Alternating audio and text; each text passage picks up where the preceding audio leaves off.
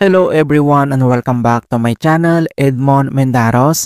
And for today's quick tutorial, and I'm going to show you guys on how to prevent Google Chrome from blocking downloads. So in some cases, there might be restrictions on Google Chrome from downloading files on your computer. And then I'll show you how to resolve it. And without further ado, and let's go ahead. So the first method we will do is to turn off the safe browsing. Kung paano ba yan natin gawin, all you have to do is to open up on Google Chrome browser. And dito lang sa top right corner and kailangan mo lang i-click yung tatlong dot. And then scroll down and select mo lang dito yung settings.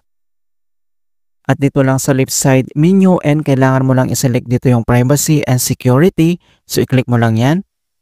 And then dito sa privacy and security and next step, ay kailangan mo lang i-select dito yung security. So, makikita mo dito yung safe browsing. So, i-click mo lang yan. And then, dito sa security and safe browsing, ang next step ay kailangan lang natin yan i-turn off. So, i-select mo lang dito yung no protections not recommended. So, click mo lang yan. And then, pop up tong notifications na turn off safe browsing. So, i-click mo lang dito yung turn off. Ayan.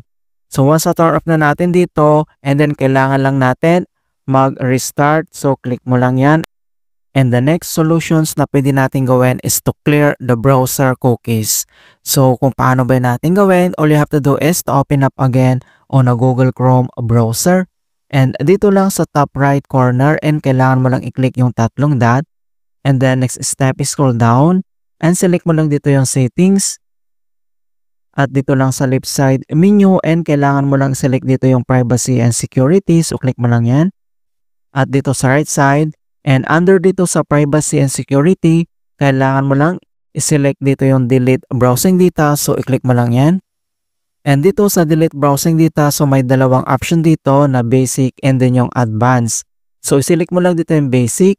At dito sa time range, so pwede kang mag-select dito upon your options kung gusto mo ng last hour, last 24 hours, last 7 days, and last 4 weeks, or yung all the time. And then, select mo lang dito kung anong gusto mong i-delete yung browsing data. Okay, so once nakapag-select ka na and then dito lang sa baba ay kailangan mo lang i-click dito yung delete data. So, click mo lang yan and wait natin. Ayan, so once nagawa mo na dito and then next step ay kailangan mo lang mag-relaunch. Alright, so ganoon lang po kasimple on how to stop Google Chrome from blocking downloads updated 2025. And please don't forget to like this video and subscribe to my channel for more quality content. Thank you guys and see you in my next tutorial.